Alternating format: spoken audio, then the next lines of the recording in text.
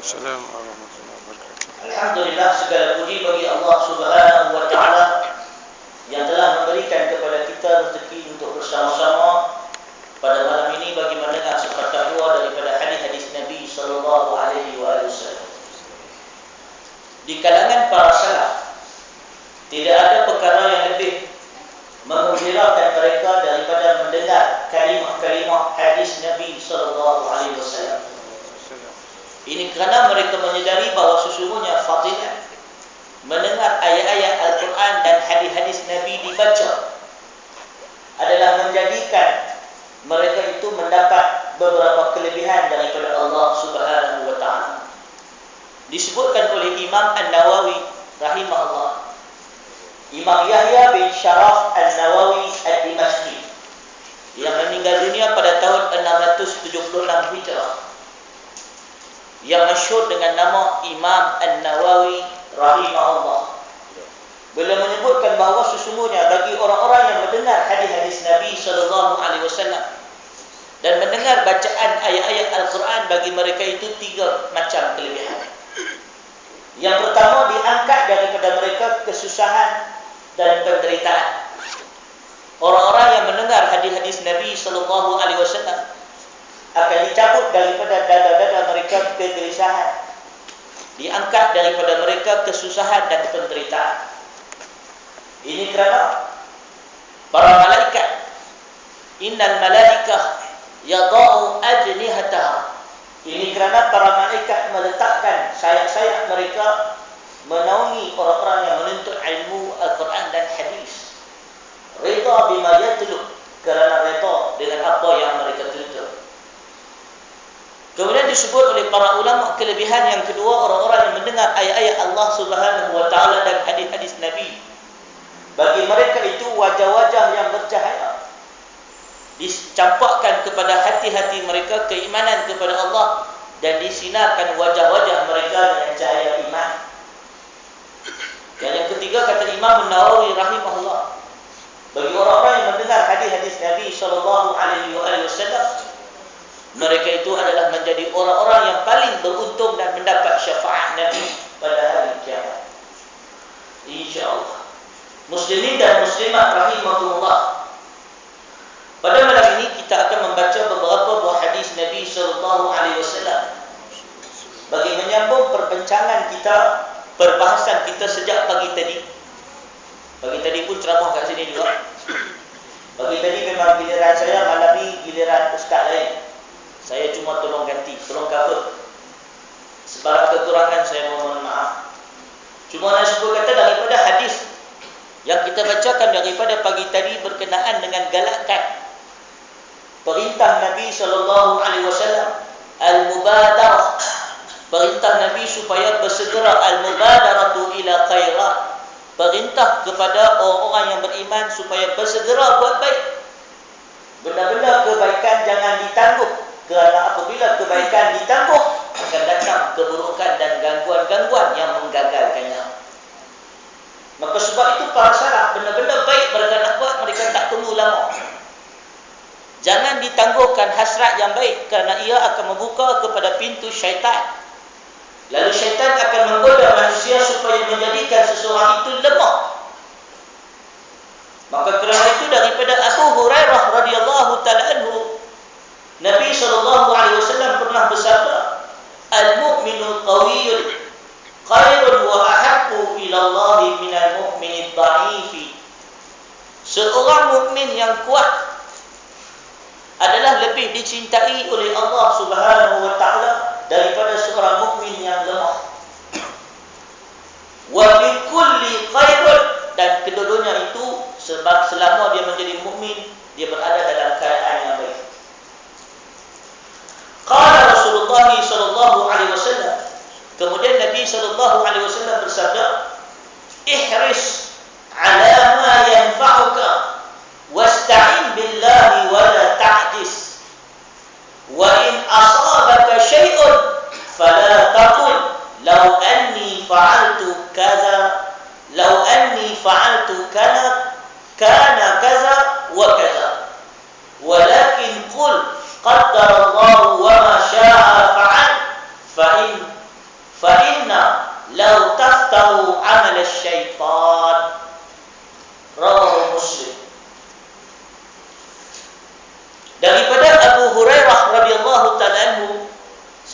Nabi yang bernama Abdurrahman bin Sakhr Ad-Dawsi yang meninggal dunia pada tahun 57 Hijrah, meriwayatkan kepada kita bahawa qala Rasulullah sallallahu alaihi wasallam, telah bersabda Rasulullah sallallahu alaihi wasallam pada suatu hari kepada para sahabat dengan menyebut, al-mu'minul qawiyyun khairun wa ahabbu ila Allah minal mu'minid dha'if.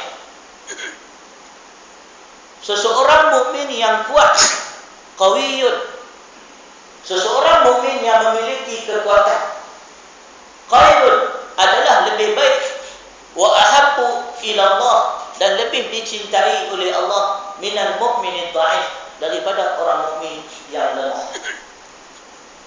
Wa fi kulli khairun, dan kedua-duanya di sisi Allah sebenarnya baik, tetapi yang lebih baik, yang lebih kuat.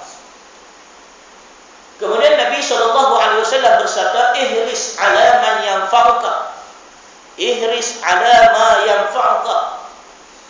Kata Nabi, ihris, mana ihris? Yuharis ihrisan. Ihris bermaksud bersungguh-sungguhlah melakukan perkara-perkara yang dapat memberikan manfaat kepada kamu. Maknanya perintah ihris ini bermaksud bersungguh-sungguh berusaha dalam perkara yang memberikan manfaat. Wasta'in billah, dan mintalah perlindungan Allah terhadap perkara-perkara yang buruk. Wala ta'jiz, jangan kamu menjadi lemah. Jangan menjadi lemah. Wala ta'jiz, jangan jadi pengecut. Jangan jadi pengecut, jangan jadi penakut, jangan jadi lemah. Wa in asabaka syai'un, apabila sesuatu benda menimpa kamu, sesuatu musibah menimpa kamu, fala taqul, jangan mengatakan lau anni fa'altu kana kaza wa kaza. Jangan apabila sesuatu menimpa kamu, kamu kata kalaulah aku buat macam ni, kalaulah aku buat macam tu, kalaulah aku buat macam begini, macam begitu. Kata Nabi, jangan. Jangan disebut kalau-kalau. Walakin qul, tetapi katakanlah qaddarallahu wa ma syaa fa'al. Tetapi katakanlah, ucapkanlah apabila kamu ditimpa sesuatu musibah yang kamu tak suka akibat daripada kesilapan kamu atau pilihan kamu, jangan duk kata, ish, kalau aku tak buat macam ni, kalau aku tak main, kalau aku tak datang, kalau itu, kalau ini. Nabi larang. Sebaliknya, sebutlah qaddarallah, qaddarallah, ini adalah takdir Allah, wa ma syaa fa'al, dan apa yang dikehendaki oleh Allah maka pasti akan berlaku, kerana dia akan melaksanakan apa yang dia mahu. Fa inna, sesungguhnya perkataan kalau, fa inna, sesungguhnya perkataan kalau, lau taftahu amal syaitan, ia membuka ruang, membuka pintu kepada godaan-godaan syaitan. Hadis riwayat Muslim. Muslimin dan muslimah rahimakumullah, hadis ini memiliki faedah dan pelajaran yang sangat banyak. Disebut oleh para ulama hadis, hadis ini adalah merupakan salah satu hadis-hadis yang pokok di dalam perkara ibadah dan syariat Islam, yang menjadi dasar kepada agama yang dibina oleh Allah dan Rasul sallallahu alaihi wasallam. Agama yang diturunkan oleh Allah Subhanahu wa taala kepada Rasulullah, yang dibina kepada umat Islam, adalah dibina berdasarkan hadis ini. Pelajaran yang pertama daripada hadis ini, kata para ulama, bahawa Rasulullah sallallahu alaihi wasallam pernah bersabda daripada Abi Hurairah. Abu Hurairah, nama sebenar beliau ialah Abdurrahman bin Sakhr. Beliau adalah sahabat Nabi yang memeluk Islam pada tahun ke-7 Hijrah. Walaupun memeluk Islam lambat, dan dia cuma sempat duduk dengan Nabi SAW sekitar 3 ke 4 tahun, namun beliau telah menjadi orang yang paling banyak meriwayatkan hadis-hadis Nabi SAW. Kata para ulama, bukanlah keilmuan itu ditentukan pada tempoh belajar. Ada orang belajar 100 tahun tapi tak pandai-pandai. Ada orang belajar seminggu tapi pandai. Sesungguhnya keilmuan itu bukanlah pada tempoh pengajian, mengaji 20 tahun. Wadah tiap tahun gagal, duk ulang. Ada orang bawa kereta. Bila tanya dia, ambil lesen memandu berapa kali? Dia kata, saya ambil lesen memandu 7 kali. Dia tak tahu nak ambil baru. Pasal apa? Ambil lesen memandu, gagal. Kena repeat. Ambil lesen memandu, gagal. Dengan satu orang yang ambil lesen memandu, sekali ambil, terus lulus. Mana yang lebih pandai bawa kereta? Takkan kita nak kata hak gagal 7 kali itu lagi pandai? Sebab dia lama mengaji bawa kereta. Maka sebab itu kita sebut, tempoh pengajian bukan menjadi kayu ukur kepada keilmuan seseorang. Tetapi keilmuan seseorang diukur melalui 2 ciri-ciri. Yang pertama disebut oleh Imam Khatib Al-Baghdadi, keilmuan seseorang pada fahmun daqiq, kefahaman yang mendalam, yang mampu menyelesaikan masalah. Ada orang dia ilmu banyak tapi tak faham-faham, tak guna. Ilmu adalah alat, kefahaman adalah cara, kemampuan untuk menggunakan alat pada jalan yang betul. Maka fahmun daqiq adalah ciri kealiman seseorang.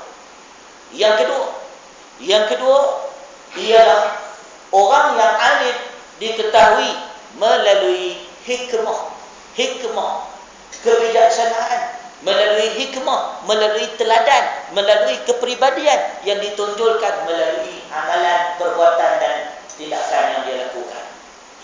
Maka sebab itu Nabi Allah Sulaiman dan Nabi Allah Daud alaihissalam kedua-duanya alim, tetapi Allah menyebut dalam Al-Quran, fafahamna Sulaiman, dan kami berikan kefahaman kepada Sulaiman. Maknanya Sulaiman lebih faham daripada Daud alaihissalam.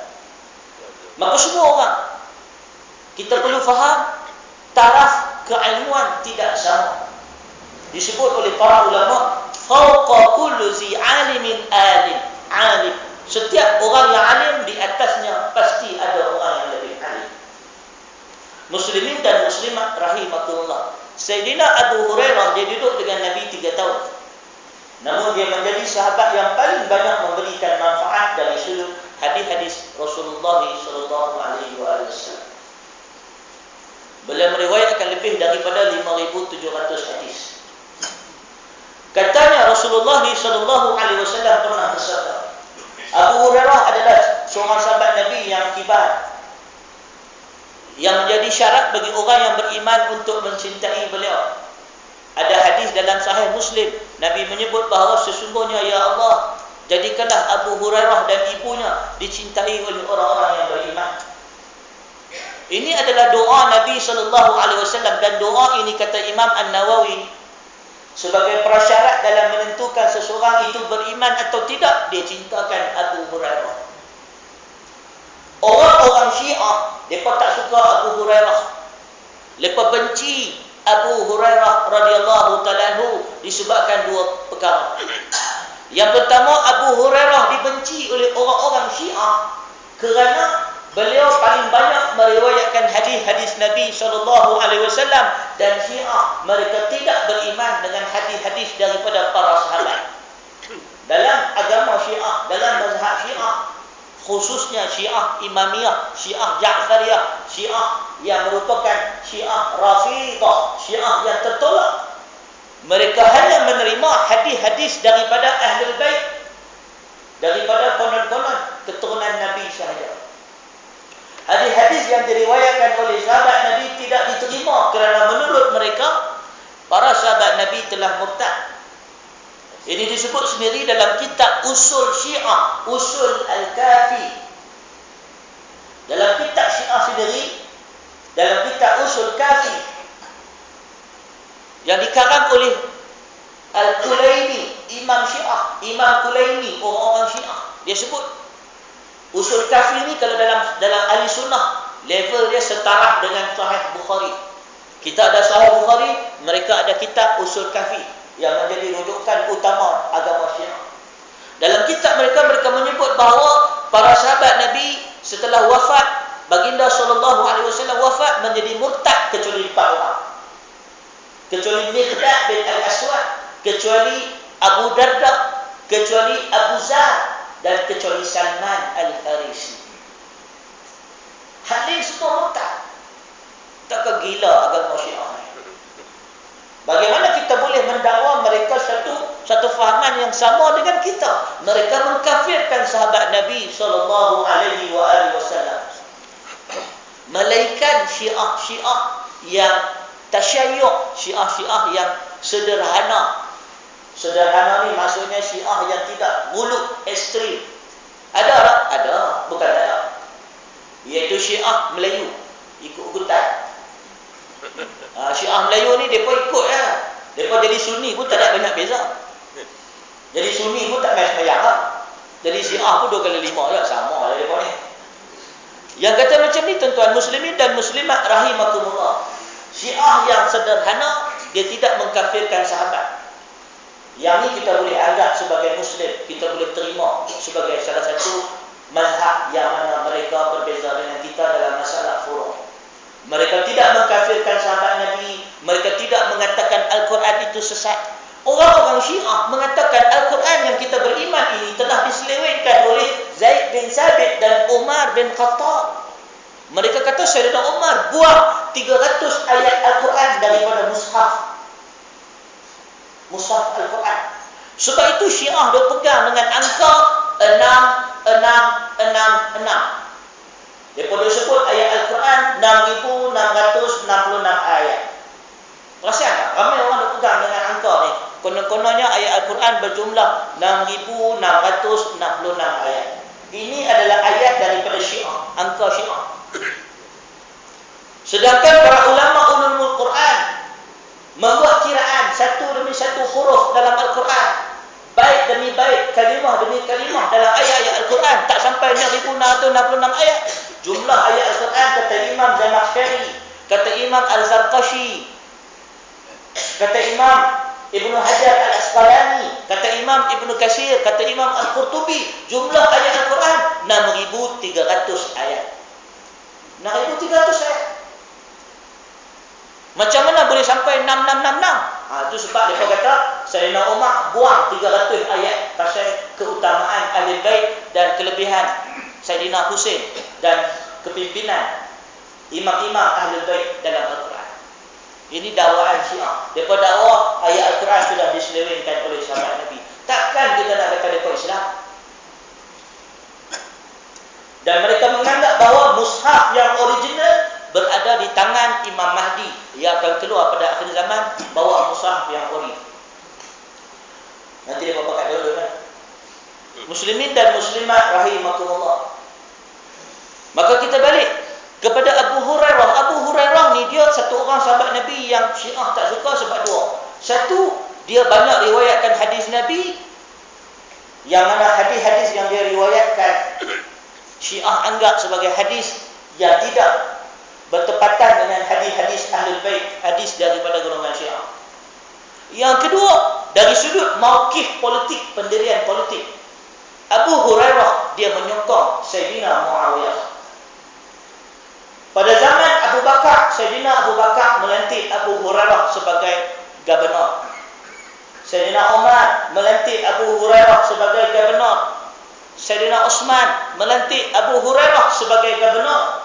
Tetapi apabila zaman Ali bin Abi Talib, Sayyidina Ali jadi khalifah, dia lantik Abu Hurairah. Abu Hurairah tidak mahu menerima jawatan.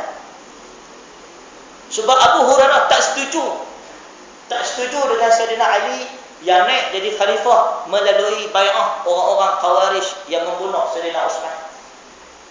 Maka apabila Sayyidina Ali telah terbunuh oleh Khawarij dan Sayyidina Hasan telah mati dan menyerahkan jawatan khalifah kepada Sayyidina Muawiyah bin Abi Sufyan, zaman Muawiyah lantik Abu Hurairah jadi gubernur Madinah. Abu Hurairah terima. Orang Syiah sakit hati tak Abu Hurairah.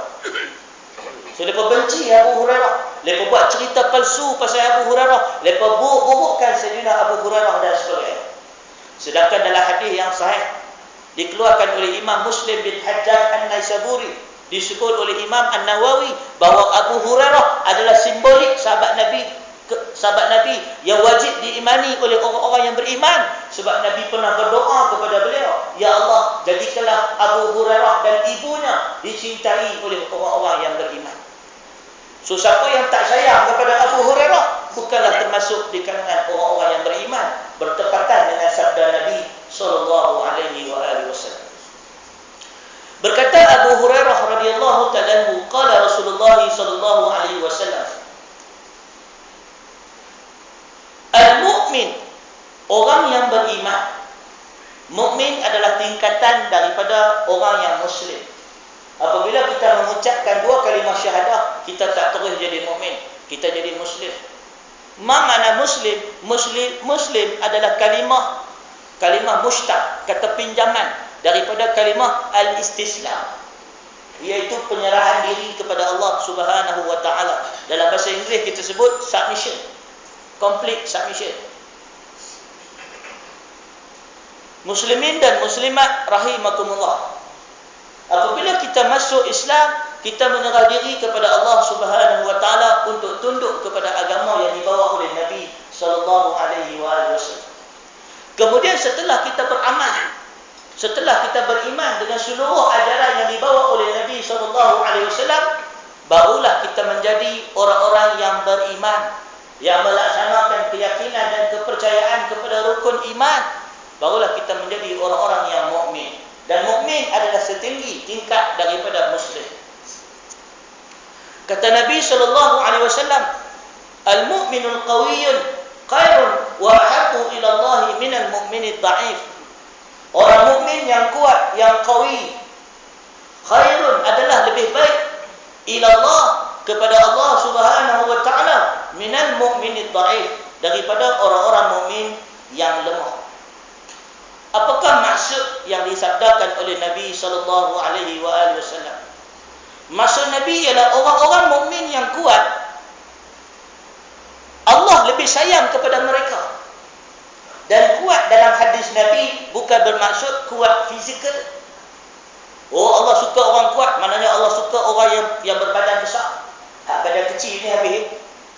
Bukan. Sabit dalam hadis Nabi sallallahu alaihi wasallam,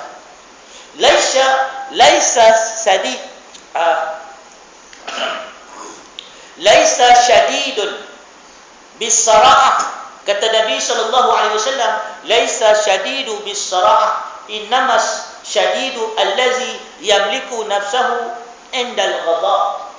Kata Nabi sallallahu alaihi wasallam dalam hadis riwayat Al-Bukhari dan Muslim muttafaqun alaih, bukanlah orang yang kuat itu adalah orang yang kuat dalam bergusti bis-sara'ah, dapat tumbuk orang terjatuh, bukan.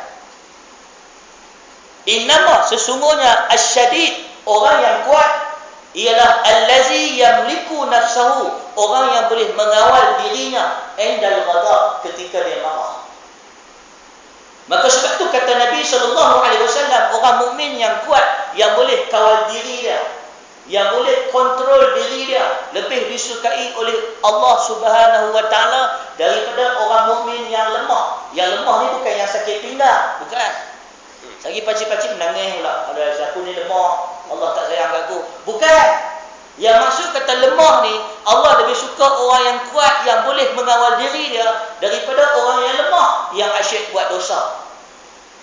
Sebab apa? Sebab orang mukmin bukan bermakna dia tak buat dosa. Sahabat-sahabat Nabi semuanya mukmin, dan mereka berzina.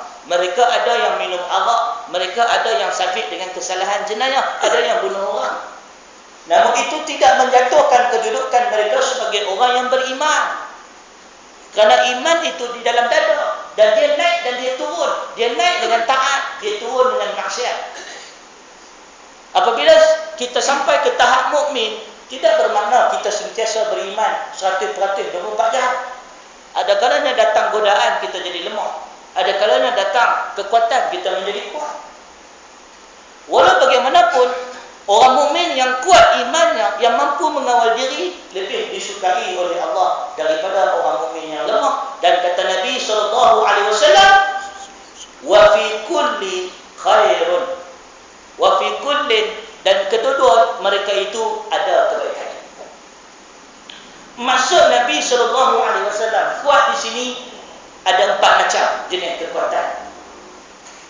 Yang paling utama disebut orang mukmin yang kuat ialah orang mukmin yang mampu mengawal dirinya. Mengawal diri bukan senang, tuan-tuan. Khususnya apabila kita mampu dan berkuasa untuk bertindak. Kita, tuan-tuan, bila kerajaan naikkan cukai, letakkan GST, melakukan penyelewengan dan sebagainya, kita marah, tapi kita tak mampu nak buat apa. Lalu kita pun tahan, sabar. Itu tak hebat. Itu tak hebat. Yang hebat ni, bila kita ada kuasa untuk membalas dendam, namun kita memaafkan. Itu lagi hebat. Seperti yang berlaku kepada Umar bin Abdul Aziz, Khalifah Umar bin Abdul Aziz, yang disebut sebagai Khulafa Ar-Rashidun yang kelima. Khalifah Umar bin Abdul Aziz, salah seorang khalifah Islam yang adil, yang hidup pada zaman tabi'in. Umar bin Abdul Aziz, ketika mana dia memerintah orang-orang yang terdiri daripada kaum kerabat Bani Umayyah menjadi sakit hati dengan pemerintahan Umar bin Abdul Aziz. Pasal apa? Pasal dia merampas duit-duit yang disimpan dalam almari masing-masing. Mana-mana kaum kerabat dia yang didapati menyalahgunakan harta kerajaan, yang menyalahgunakan duit rakyat, diambil dan dirampas, dimasukkan dalam Baitul Mal. Habis duit-duit berjuta-juta simpan dalam almari, kena korek, kena rampas. Simpan dalam almari, simpan dalam Tupperware, ada kutip dia. Umar bin Abdul Aziz dibenci oleh orang-orang kerajaan Bani Umayyah, dan mereka berazam nak mengusir dia, tapi tak berjaya sebab dia ada penyokong yang kuat. Dan akhirnya mereka membuat rencana untuk membunuh dia. Mereka mengupah seorang kadang, seorang pekerja dalam istana, untuk meletakkan racun dalam minuman Umar bin Abdul Aziz. Kisah ini disebut dalam kitab Tarikh Madinatul Dimashq oleh Imam Ibnu Asakir. Maka diletakkan racun dalam minuman Umar bin Abdul Aziz, maka dihidangkan kepada Umar bin Abdul Aziz, maka dia minum dan dia sakit, dan dia mengetahui dirinya sudah diracun. Dengan ilmu dan firasat yang Allah bagi kepada dia, maka dia tahu siapa yang racun dia. Dia tahu ini adalah perbuatan khianat daripada pembantu dia, khadam dia. Maka dia panggil khadam yang bekerja di istana, yang hidang minuman dekat dia, dia tanya, siapakah yang telah meracun aku? Adakah kamu? Dia kata, ya, saya yang meracun tuan. Kenapa kamu sanggup meracun aku? Saya diupah 2,000 dirham untuk meracun tuan dan dijanjikan kebebasan. Hanya kerana 2,000 dirham, hamba ni sanggup racun Umar bin Abdul Aziz, Khalifah Islam yang adil. Maka kata Umar bin Abdul Aziz, bagi balik duit 2,000 dinar, aku nak masukkan dalam Baitul Mal. Dia minta balik duit yang diterima oleh orang gaji, oleh khadam tadi, oleh hamba tadi. Maka hamba tu pun bagilah duit 2,000 dinar kat Umar bin Abdul Aziz. Umar ambil duit tu, dia suruh masukkan balik dalam Baitul Mal. Kemudian dia bebaskan hamba tu, dan dia suruh hamba tu melarikan diri ke tempat yang jauh. Takut-takut nanti orang bunuh dia sebab nak tutup rahsia. Dan dia maafkan orang yang membunuh dia, yang meletakkan racun dalam minuman dia. Dan dia berpesan supaya bertakwa dan bertaubat kepada Allah Subhanahu wa taala. Sedangkan dia khalifah. Dia boleh buat iqdam, hukuman mati, balas dendam, hukuman gantung, hukuman depan khalayak ramai, dan tangkap semua orang yang bunuh dia, seksa mereka. Dia boleh buat, tapi dia maafkan. Itulah yang disebut oleh Nabi SAW. Bukanlah orang yang kuat, yang hebat dalam berlawan, tetapi orang yang boleh mengawal dirinya ketika dia marah. Umar bin Abdul Aziz, dia tahan kawan tersebut dan dia usir pergi keluar daerah, luar negeri. Dia halau supaya tak ditangkap dan dibunuh oleh orang yang mengupah untuk membunuh dia. Takut nak tutup rahsia. Bahkan dia ambil balik duit itu, masuk dalam Baitul Mal. Beginilah sifat khalifah yang adil, yang tidak takut mati. Muslimin dan muslimat rahimakumullah, keadilan yang sama berlaku kepada Sayyidina Umar bin Khattab radhiyallahu ta'ala anhu. Ketika mana Sayyidina Umar dalam satu majlis menjadi marah, maka orang yang hadir dalam majlis tersebut membaca ayat Al-Quran, mengingatkan Umar tentang bahawa orang-orang yang beriman itu apabila disebut nama Allah, maka mereka akan menjadi takut. Seketika itu juga Umar dalam keadaan yang sebelumnya marah tiba-tiba berubah seperti anak kucing, mana jadi manja. Sayyidina Umar bin Khattab radhiyallahu ta'ala yang menjadi lemah dengan ayat Allah Subhanahu wa taala. Muslimin dan muslimat rahimakumullah. Demikian para sahabat Nabi, mereka tunduk kepada ayat-ayat Allah Subhanahu wa taala dan mampu mengawal diri. Maka sebab itu daripada Muaz bin Anas bahawa Nabi SAW pernah bersabda, "Man kadhama ghaidhan wa huwa qadirun ala an yunqiza da'ahu Allah azza wa jalla ala ru'usil qala'id yawm al-qiyamah hatta yuqayyirahu Allah min al-huri ma syaa." Daripada Muaz bin Anas radhiyallahu ta'ala, Nabi SAW pernah bersabda, "Man kadhamal ghaizan," barang siapa yang dapat menahan kemarahan dia dalam keadaan dia sangat-sangat mampu untuk memenuhi kemarahan tersebut, mampu bertindak marah, maka Allah akan memanggil dia, da'ahu Allah panggil dia ala ru'usil qala'id, di hadapan makhluk-makhluk pada hari kiamat, supaya dia dipertontonkan kepada orang ramai sebagai contoh, dan Allah akan suruh dia memilih mana-mana bidadari yang dia suka. Hadis riwayat Abu Daud dan Ibnu Majah. Maka kata Imam Abi Daud dalam bab ganjaran bidadari bagi orang-orang yang menahan marah.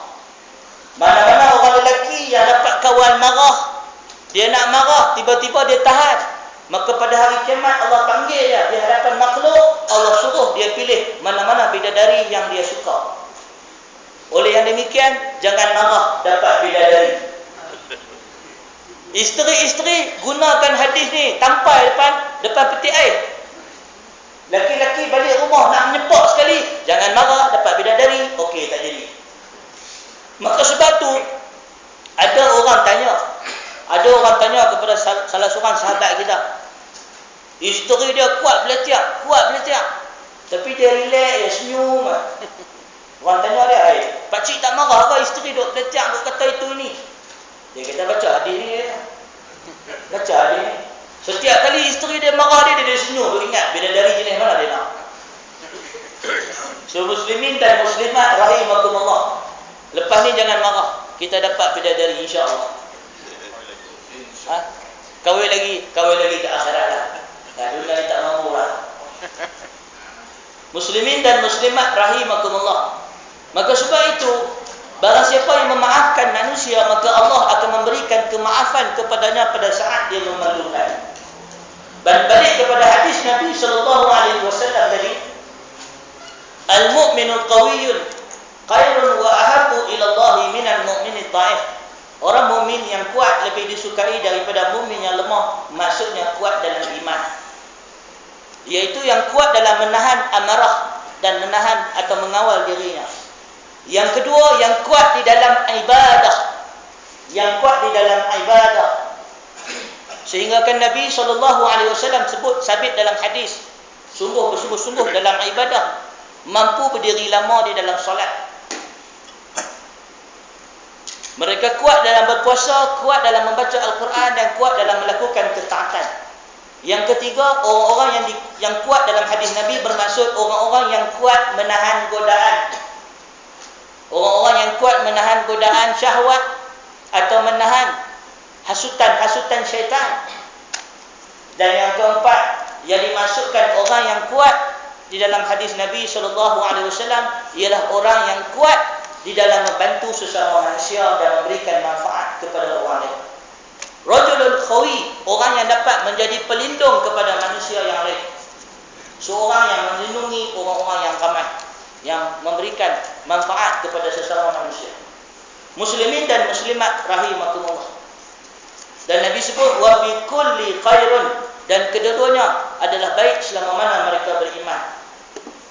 Kemudian Nabi SAW bersabda, "Ihris ala ma yanfa'uka," dan bersungguh-sungguhlah dalam perkara yang memberikan manfaat kepada kamu, Wasta'in billah wala ta'jiz, dan mintalah perlindungan Allah, jangan lemah. Berkenaan dengan minta perlindungan Allah, jangan lemah dan bersungguh-sungguh, tuan-tuan. Nabi SAW diriwayatkan pernah solat dengan para sahabat. Kata mereka, satu hari kami solat dengan Nabi SAW. Lalu tengah-tengah Nabi duduk solat tu, kata para sahabat, antaranya daripada Uqbah bin Al-Haris. Uqbah bin Al-Haris radhiyallahu ta'ala anhu meriwayatkan, sallaitu wara'an Nabi sallallahu alaihi wasallam bil Madinati asra. Satu hari kami solat di belakang Nabi. Aku solat di belakang Nabi, solat asar. Fasallama summa qama. Lalu Nabi bagi salam. Satu hari Nabi solat dengan kami waktu asar, lalu Nabi bagi salam. Lepas bagi salam, qama, Nabi berdiri. Musri'an fataqatta riqaban nasi ila ba'din hujari nisa'ihi. Lalu Nabi SAW dalam keadaan bersegera. Kata dia, Nabi fataqatta riqaban nas, Nabi melompat. Satu hari Nabi sembahyang asar, lepas sembahyang asar Nabi bagi salam, kemudian Nabi berdiri, Nabi lompat bau-bau orang ramai. Berlari terus sembahyang, bagi salam, cabut, bangkit terus lompat sampailah Nabi melangkahi orang ramai dan Nabi masuk dalam bilik-bilik isteri baginda sallallahu alaihi wasallam. Fafazi'an nas min sur'atihi, maka orang ramai menjadi takjub. Fazi' menjadi terkejut. Fafazi'an nasu min sur'atihi, orang ramai menjadi terkejut dengan sikap Nabi yang kelang kelibut, yang jadi cepat. Tiba-tiba Nabi cepat, Nabi lari, lompat, lari masuk dalam rumah baginda sallallahu alaihi wasallam. Para sahabat semua, orang ramai jadi terkejut. Fa kharaja alaihim, tiba-tiba Nabi keluar kepada mereka.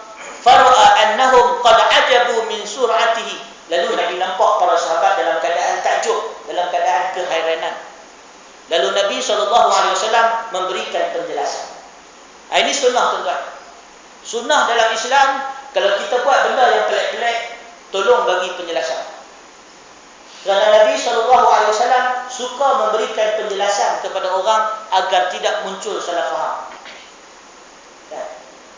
Kita nampak, jangan bagi orang fitnah kita. Anything kita buat, tolong buat penjelasan. Buatlah kenyataan akhbar, status Facebook, buat penjelasan. Beritahu pasal apa kita begitu dan begini, untuk menjaga maruah dan menjaga diri kita.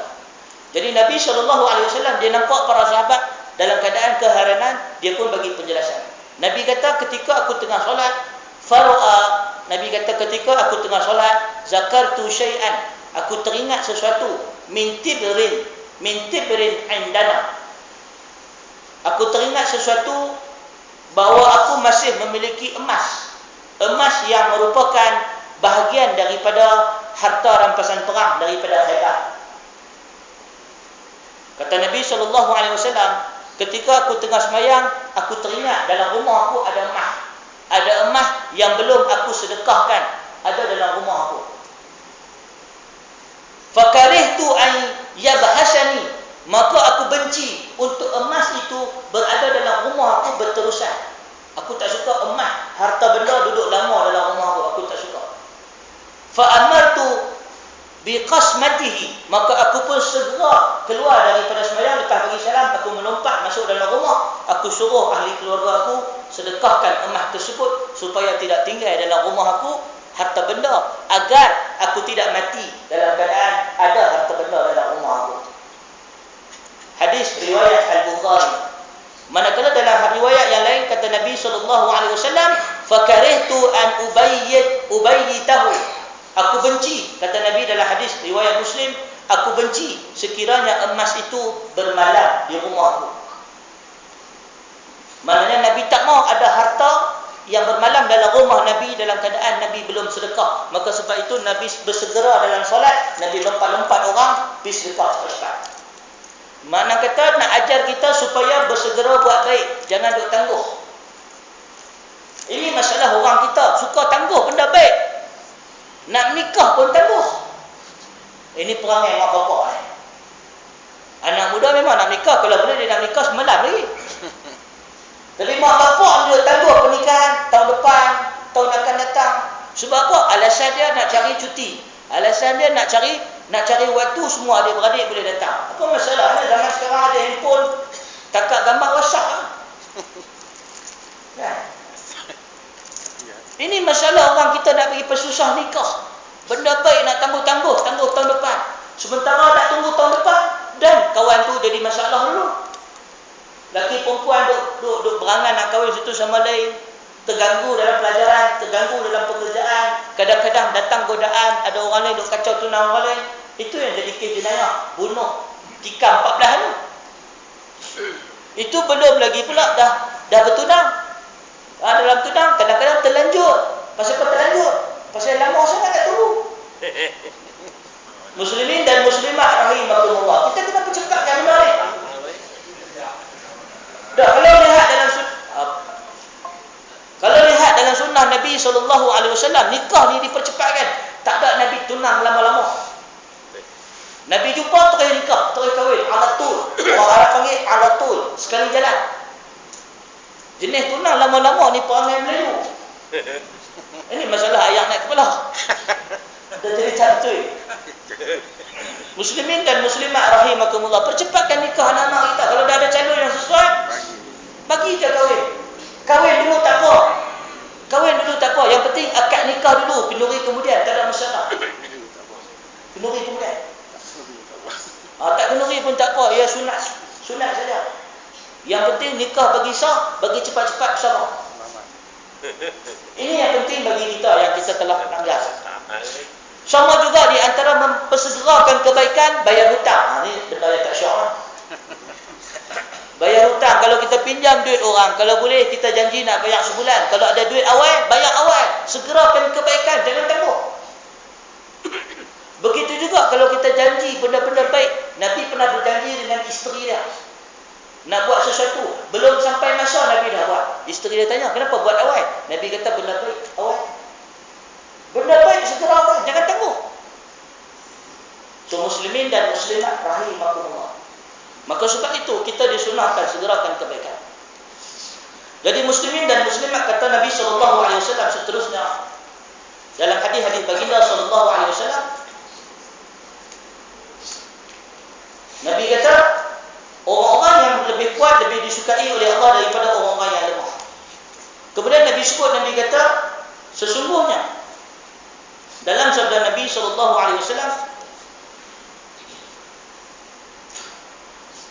Allah Subhanahu wa taala memerintahkan kita, Nabi kata jangan merasa lemah. Ihris ala ma yanfa'uka. Ihris ala ma yanfa'uka. Maknanya bersungguh-sungguh dalam melakukan benda yang memberikan manfaat. Jangan bertangguh. Dan wala ta'jiz, jangan merasa lemah. Dalam arti kata duk rasa macam alah, duk jadi lemah ni maknanya duk fikir benda-benda negatif. Sekali lagi kalau buat ni jadi macam ni, sekali lagi kalau buat ni jadi macam ni. Jangan fikirkan risiko. Bukan tak boleh fikir juga, tapi jangan sampai tak jadi buat baik sebab takut dengan risiko. Kan? Sekali lagi kalau kahwin dua macam mana? Kena duduk luar. Jangan takutlah. Kalau berani berumah di tepi pantai, kenalah berani menerima Allah kan. So maksud dia ialah jangan lemah dalam membuat satu keputusan. Dalam Islam, Nabi SAW mengajar kita supaya sentiasa bersungguh-sungguh yakin kepada Allah Subhanahu wa taala dan tetap di atas pendirian. Maknanya tetap di atas pendirian ni jangan jadi mu'jiz, jangan jadi lemah tu dalam arti kata jangan berbolak-balik. Sekejap okey, sekejap tak okey. Ini masalah. Dan Nabi kata jangan seseorang itu mengatakan lau, jangan menyebut kalau. Kerana perkataan kalau itu akan membuka kepada pintu syaitan. Dan barang siapa yang membuka pintu syaitan tersebut, maka sesungguhnya dia akan dilemahkan oleh syaitan daripada melakukan sebarang kebaikan. Muslimin dan muslimat rahimakumullah, perkataan lau taftah amalu syaitan, perkataan kalau membuka kepada pintu syaitan, Maka sebab itu dalam Islam kita disuruh istikharah. Bila nak buat sesuatu kita istikharah. Sehingga kan kata Jabir, aku beristikharah dalam setiap perkara sehinggakan kepada membeli pakaian dan kasut. Jabir dia nak beli kasut, dia istikharah. Dia nak beli pakaian, dia istikharah. Sampai ke tahap itu Jabir bin Abdullah radhiyallahu ta'ala istikharah. Dan Nabi mengajar, kata Jabir, mengajar para sahabat istikharah kama yu'allimuna minal Quran, seperti dia mengajar kami akan Al-Quran. Dan Nabi mengajar kita apabila nak solat istikharah membaca Allahumma inni astakhiruka bi'ilmika wa astaqdiruka biqudratika wa as'aluka min fadlikal azim. Kita minta dekat Allah supaya bantu kita buat keputusan agar kita jangan lemah, jangan takut, jangan ponen nak buat keputusan. Berani sikit buat keputusan. Ini tak berani. Kena berani. Kena yakin, kena confident. Fa iza azamta fatawakkal 'ala Allah. Maka sebab itu kata Nabi, kalau wa in asabaka syai'un, kalau ditimpa sesuatu musibah, jangan duk kata sebab itulah dah cakap dah jangan buat macam ni, jadi macam ni. Jangan sebut perkataan kalau. Kalau terjadi sesuatu, sebut masya-Allah ataupun qaddarallahu ma syafa'an. Qaddarallah, qadar Allah, takdir Allah, ma syafa'an, yang telah menjadikan apa yang dia kehendaki. So kalau ditimpa musibah, jangan kata tengok aku dah cakap. Jangan. Perkataan kalau itu adalah daripada syaitan. Sebaliknya sebut qaddarallah ma syafa'an. Takdir Allah, ketetapan Allah, dan apa yang telah ditetapkan oleh Allah pasti akan berlaku. Muslimin dan muslimat rahimakumullah, sebelum kita bersurai, sebelum kita menunaikan salat fardu isya berjamaah, saya ingin berpesan kepada diri saya dan sahabat-sahabat yang dikasihi sekalian, bahawa sesungguhnya dalam hidup ini kita akan buat keputusan. Banyak akan buat keputusan. Kita buat keputusan nama masjid, taman masjid. Kita buat keputusan, tapi masjid mana? Masjid India ke masjid lama? Masjid lama ada member tu, aku tak suka dia, aku ada masjid India. Di masjid India aku tak suka kawan tu, ada kawan ni, sudah pergi masjid lama. Setiap benda kita buat keputusan.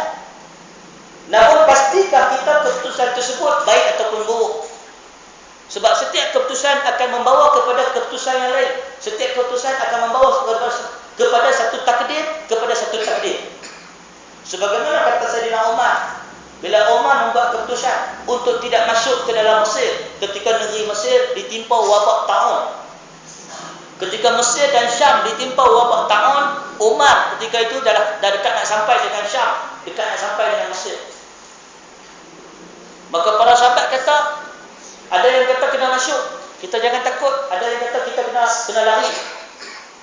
Sebagai sahabat kata kepada Amirul Mukminin, adakah kita lari daripada takdir Allah? Maka Umar berdiam diri dan meminta pendapat para sahabat kalau mereka mendengar hadis daripada Nabi. Maka bangkit Abdurrahman bin Auf mengatakan beliau mendengar hadis daripada Nabi bahawa Nabi SAW pernah bersabda, sekiranya satu kaum, satu penduduk kampung terkena penyakit, maka janganlah ada orang lain yang masuk dalam kampung tersebut, dan jangan pula orang kampung itu keluar kepada orang lain. Tetapi sekiranya seseorang datang daripada luar, sudah masuk dalam satu kampung dan kampung itu terkena wabak, maka janganlah orang yang datang keluar daripada kampung tersebut. Hendaklah dia menetap di kampung itu sehingga datang takdir Allah Subhanahu wa ta'ala. Maka berdasarkan hadis itu, Sayyidina Umar kemudian mengambil keputusan mengelak dan daripada melarikan diri ataupun berundur, bersurai balik ke Madinah dan tidak jadi masuk ke dalam Damsyik, ke dalam kota Dimashq, ke dalam Syria, ke Syam. Maka kata sahabat-sahabat, adakah kita lari daripada takdir? Sayyidina Umar menjawab, kita lari daripada takdir Allah kepada takdir Allah. Maksudnya setiap keputusan menentukan satu takdir dan ketetapan buat kita. Maka sebab itu kata Imam Ibn Rajab Al-Hambali, ada 3 panduan yang disebut oleh para ulama salaf dalam membuat keputusan. Keputusan nak kahwin, keputusan nak berhenti kerja, keputusan nak cari satu lagi, keputusan nak cerai, keputusan nak bina rumah baru, nak beli kereta baru. Apa-apa keputusan, yang pertama panduan dalam membuat sesuatu keputusan ialah melihat kepada teladan daripada Al-Quran dan Sunnah dan jejak langkah para salafus salih. Itu paduan yang pertama. Sebelum nak buat apa-apa keputusan, nombor satu, ikut jejak langkah Nabi dan para sahabat dan teladan salafus saleh. Cara dia semak. Ada tak hadis pasal benda ni? Ada sahabat Nabi, dia tanya tentang baju yang dia nak beli. Adakah engkau pernah mendengar hadis Nabi tentang pakaian? Maka salah seorang sahabat lagi sebut, ya, aku pernah dengar hadis daripada Nabi SAW. Nabi suka pakaian yang labuh, tetapi tidak sampai buku lali. Dan Nabi suka pakaian yang tangan panjang, bukan tangan pendek. Nabi tak suka tangan pendek, Nabi suka tangan panjang. Dan Nabi suka pakaian yang berpoket. Maka dia pun beli jubah yang berpoket, jubah yang tangan panjang, jubah yang labuh. Nampak? Dia tanya hadis, nak beli baju. Kemudian ada satu orang, dia nak membeli buah-buahan. Dia tanya, buah apakah yang disukai oleh Nabi? Maka jawab, Anas bin Malik, sesungguhnya Nabi SAW sangat-sangat menyukai buah labu. Nabi SAW sangat-sangat menyukai labu. Dan aku pernah melihat Nabi SAW mencari-cari labu dalam makanan. Dia pun dibeli labu. Maka muslimin dan muslimat rahimakumullah, kadang-kadang kita dalam hidup, kita nak buat satu-satu keputusan, kita semak keputusan ataupun panduan yang dibuat oleh para ulama salaf untuk mendapatkan keputusan yang lebih baik. Itu satu. Yang kedua, panduan dalam nak membuat satu keputusan, kata para ulama, buatlah keputusan yang memberikan manfaat yang lebih besar kepada orang ramai, bukan semata-mata kepada diri kita saja. Nak buat satu keputusan, jangan fikir diri sendiri saja, fikir orang ramai sama. Kalau nak beli kereta, fikir, jangan beli kereta yang memuaskan diri kita saja, fikir orang lain sama. Cari kereta yang asap dia tidak membahayakan orang lain. Kereta yang mungkin pakai apa? Pakai air ke? Tak pakai petrol. Kereta yang tak pakai minyak petrol. Kereta yang pakai green technology ke? Beli benda yang memberikan manfaat bukan hanya pada kita, pada orang lain sama. Fikir orang lain sama. Yang ketiga, kata para ulama salaf, dalam membuat keputusan, carilah keputusan-keputusan yang menyalahi hawa nafsu. Karena inna nafsa la ammaratun bisu. Sesungguhnya nafsu sentiasa mengajak ke arah kejahatan, dan tidaklah kebaikan melainkan ia bertentangan dengan hawa nafsu. Cari keputusan yang menyalahi hawa nafsu. Padanya ada kebaikan insya-Allah, dan padanya ada keberkatan. Muslimin dan muslimat rahimakumullah, saya rasa cukup sekadar itu tazkirah ringkas pada malam ini. Moga-moga Allah memberkati pertemuan kita dan menjadikan kita di kalangan umat Nabi SAW yang beriman dan mendapat syafaat baginda pada hari kiamat. Subhanakallah wa bihamdika, asyhadu an la ilaha illa anta, astaghfiruka wa atubu ilaik. Wa akhiru da'wana alhamdulillahi rabbil alamin. Bismillahirrahmanirrahim. Allahumma faqihna fid din wa 'allimna ta'wil wahdina ila siratikal mustaqim. Rabbana atina fid dunya hasanah wa fil akhirati hasanah wa qina azabannar. Walhamdulillahi rabbil alamin. Assalamualaikum warahmatullahi wabarakatuh.